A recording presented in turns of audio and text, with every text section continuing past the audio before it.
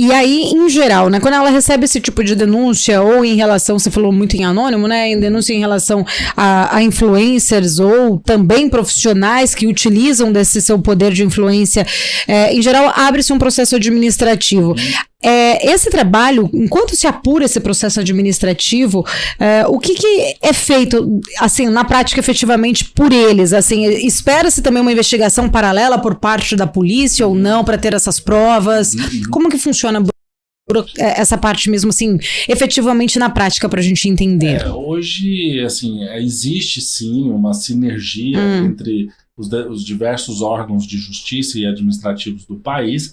Porém, naturalmente, quando a gente está falando de CVM, é um processo administrativo, onde você tem ali, seja por força da Constituição Federal, seja, enfim, pelos princípios básicos fundamentais, a presunção de inocência daquela determinada pessoa que está sendo investigada. Então, o processo administrativo, ele respeita, sim, o contraditório, a ampla defesa, e óbvio, se ao final desse processo administrativo for constatada uma irregularidade, a CVM, sim, oficia os órgãos competentes de investigação, como no caso da Polícia Federal. Mas, geralmente, essas denúncias, elas ocorrem de forma isolada. Então, uma perante a CVM, outra perante a Polícia Federal, eles se conversam, trocam ofícios, mas não necessariamente vinculados desde o início dessa denúncia. Então, a pessoa que tem vontade de denunciar uma irregularidade, se ela quer um resultado útil rápido, ela deveria fazer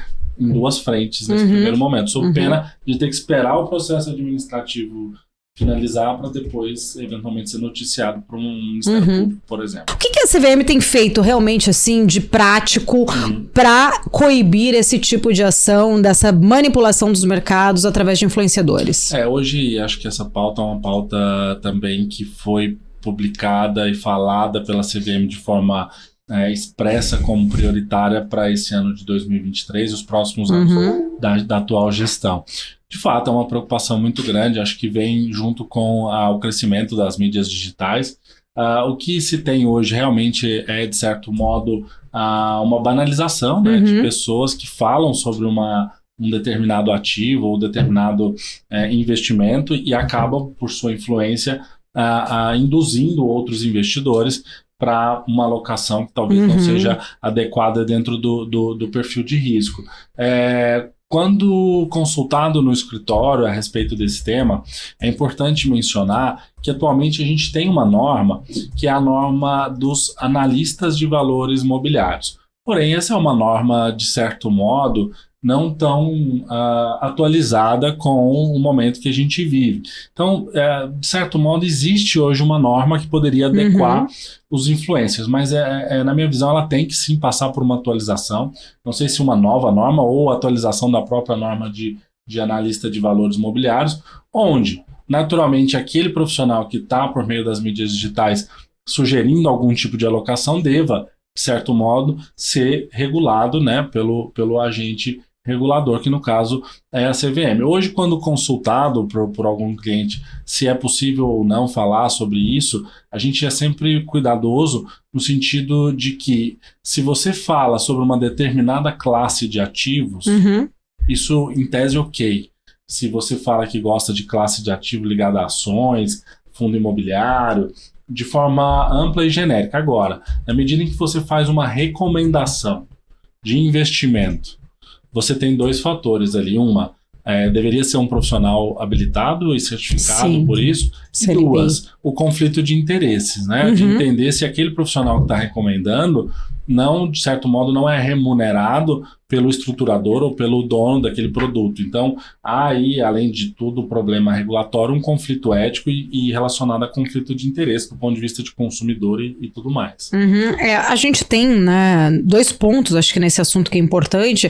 Muito quando a gente fala em influencers digitais, tem muitos que fazem aí este papel e não são, né, não tem essa certificação, não são CNPI no caso.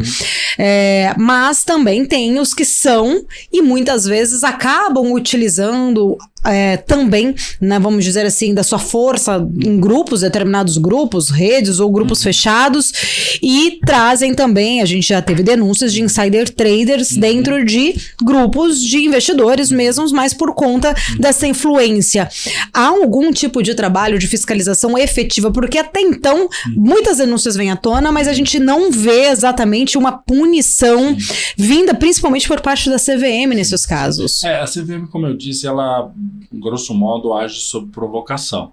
Então, quando há uma denúncia, essas denúncias geralmente são anônimas, a CVM ela instaura um procedimento administrativo e geralmente notifica a pessoa a prestar esclarecimentos. Nesse momento, a pessoa que recebeu a notificação, ela presta os esclarecimentos, e a CVM tem dois caminhos: ou de fato instaurar um procedimento administrativo sancionador, ou arquivar aquela denúncia porque ela não viu ali de fato elementos para um processo nessa natureza. O que de fato eu acho que a própria CVM tem dificuldade, além da questão de pessoas para se avaliar isso, enfim, de braço para dar conta e dar vazão a isso, eu acho que de fato há uma confusão, sim, do que acontece na prática, do que a CVM tem de norma hoje para regular. Então, acho que é muito claro que a gente precisa, sim, de uma atualização ou de uma edição de alguma vertical que fale especificamente sobre esse tipo de novo profissional que surgiu,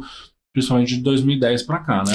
Então, já não temos um tempo, de repente, hábil para isso ter sido criado. Você falou 2010 para cá, nós temos 13 anos aí. Exatamente, eu acho que e cada dia mais tem crescido, então é um caminho sem volta. Eu acho que sim, é uma pauta que, na minha visão, o presidente da CVM atual, João Pedro, ele manifestou expressa vontade de enfrentar. Então, há uma expectativa do mercado nesse sentido. Eu acho que isso vai acontecer. Então, a essa questão, por isso até que eu perguntei, né, da CVM, se ela tem que esperar essa outra investigação ou não, né, por parte de um órgão como a Polícia Federal, porque muitas vezes a gente vê que esses casos, eles ou caem no esquecimento, passa-se um tempo, o material é arquivado e daqui a pouco esses profissionais ou influencers estão aí novamente no mercado e muita gente até se esquece e aí coloca em xeque essa credibilidade do papel da CVM. Não seria, de repente, até ruim para a própria imagem, né, da credibilidade da empresa não trazer, de repente, uma punição ou algo mais efetivo contra, não só, eu estou citando esse caso de influências, mas é só um exemplo que me vem à cabeça, de outros casos que cabe à CVM a investigar também. Sem dúvida. De fato, poderia sim haver um protocolo entre as instituições, no sentido de combater, eventualmente, o crime organizado, né? Enfim, mas voltamos naquela mesma máxima. Tanto a Polícia Federal quanto a CVM, eles encontram recursos escassos e, obviamente, isso acaba impactando nesse tipo de protocolo. Mas se você vai analisar a SEC nos Estados Unidos, geralmente esses processos são concomitantes e andam muito mais rápido, né? Então, você viu o caso de Americanas, a preocupação dos acionistas controladores não é com o Brasil, né? Infelizmente. A preocupação é naturalmente com a justiça americana, que obviamente é mais rápida e tende a gerar uma pressão muito maior. Então, eu acho, sim, que com o mercado de capitais evoluindo, deveria haver um protocolo entre as instituições para, de fato, entregar um pouco mais de efetividade